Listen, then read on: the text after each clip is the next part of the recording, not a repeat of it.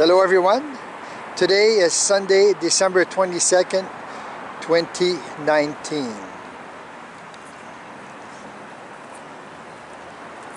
Hi Kevin, how's it going? Oh, not too bad. Nice sunny day.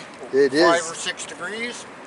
Figured to get out, do some activism, spread awareness. You know, the last Sunday before the holidays, and lots of people out walking around Victoria Park, downtown shopping, I guess, and stuff. So it's always good to get out and do it while you can while it's nice. Promote the cause for sure. Yeah, this is the 29th info picket that we've held at Victoria Park this year, 2019. So that's been a good year for activists and supporters in the London area. Hope to get out equal amount next year and continue the fight.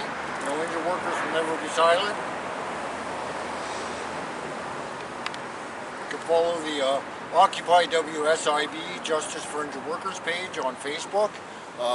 Keep up to date with any upcoming rallies. A lot of them end up being planned short notice just because isolation keeps you at home a lot, so I go out when I actually feel good, and sometimes it might be once a week or once every 10 days.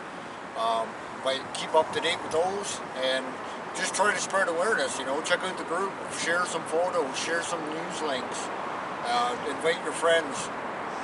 Yes, because workers are still dying in the workplace. Every year, man. They're still getting injured in the workplace, and they are still getting diseased or sick from their workplace. It doesn't stop. Yeah. Just because the year ends, it doesn't mean that the deaths in the workplace are ending. Yeah. And it doesn't just affect the worker, you know, it affects the family members and the friends of, you know, I myself don't even take part in the holidays because I never know how I'm going to feel. A lot of injured workers are poor. We can't afford gifts. We can't afford to travel. We don't even feel physically up for it. We just want to not be alone every day of the year, let alone Christmas Day or whatever, New Year's Eve, you know. So it's about trying to get out and socialize the best we can and spread awareness about how, you know, there's the numbers that we're saying are actually those are what WSIB gives us for stats. But the number is actually higher for the number of people that die. It's more like 10 to 15,000 every year from respiratory illnesses and other cancers that they got from the workplace, right? So it is a wider issue. Poverty, 46% of permanently impaired workers end up in poverty. 9% end up in deep poverty. You know, this time of year, it's shameful that, you know, you see people struggling just to have food on the table. And how many injured workers are committing suicide at Christmas time? Yeah. The holidays is a very bad time for depression. Yeah, anybody with any kind of stress, depression issues, financial strain, right? Paying your rent, trying to get presents for young ones, you know. Some people have way more to lose than others, you know, and you know, some of us have already lost a lot and just don't worry about materialistic things, right? I don't care about gifts for Christmas, you know. Give me groceries next week when I need them, or help me out with social interaction, right? Give me a ride somewhere. You know, those small little things that we need, injured workers, disabled workers need on a regular basis. People to check in on them, people to say, hey, how are you doing, you know? And how many injured workers don't even see the light at the end of the tunnel? They're doomed for the rest of their lives, and they're depressed because of that. You can see it online, actually. You can see a lot of the anger, and it is frustrating because I understand why we can't get out on the street, right? Like I said, I only go out when I feel good, and that might be 3 times a month, maybe 4 times a month, where I actually do something worthwhile, right?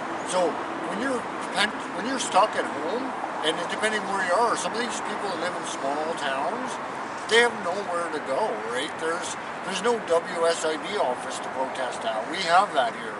There's no big public park. Some of them live in farm towns, rural areas, and they're stranded by themselves, or even if they have family.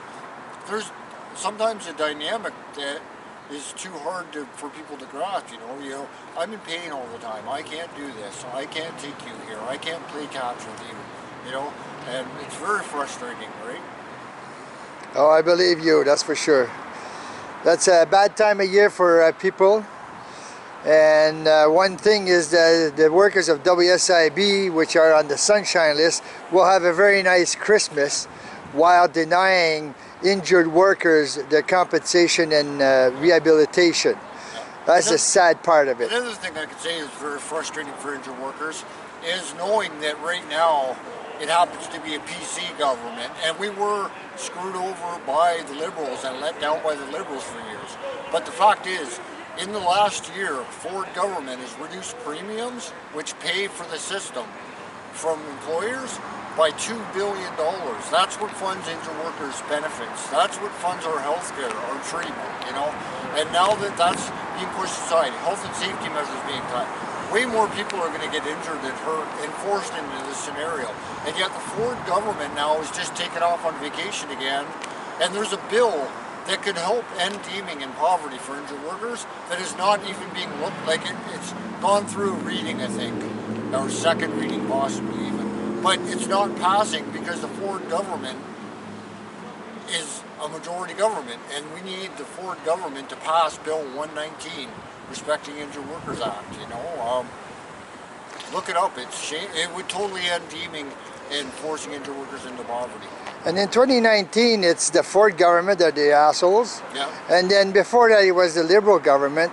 So, in your point of view, is there any difference about who's at the helm here of this province? Unless they're willing to do something to actually help, none of them are going to be. You know, we need all MPPs to care about injured workers. It's not a matter, you know, it's not a matter of just being injured workers. We're in poverty. We have mental health issues because of distress, the depression, PTSD, whatever the case may be. Lack of health care and treatment. You know, all this stuff should be cared about by our government. That's why we have a government, right? To help people, to take care of people, to make sure that we're not living like this. Well, that's the fallacy that the people we've been fed all our lives, is that the government is there for us. Yeah. But the more that we look around, the more we see the governments are there for the employers. Yeah. And they don't really care that much about the workers. Yeah. Because they wouldn't be forcing the workers into welfare and stuff like that. Yeah, it's shameful. Like, and you know, until we stand up. Back in the 80s, injured workers stood up by the thousands at Queen's Park, right, and demanded, right, change. They were there. There was 3,000 people, from what I heard, or more. Injured workers outraged, right? Well, now there's no funding for injured worker groups, so it makes it harder to amass any amount of people, right? And it's very frustrating that, you know, twice a year you might see a protest somewhere here and there. Toronto, they have their annual, you know, Injured Workers Day. We have Day of Mourning. We have a couple other events, but there's no mass outcry for like a monthly injured worker protest all across Ontario, in Canada even. You know, why there's United Nations, there was a submission put in by the Ontario Network of Injured Workers to end deeming. Another thing talking about deeming, right? But nothing so far has been done about that, and it's very frustrating. I agree with you.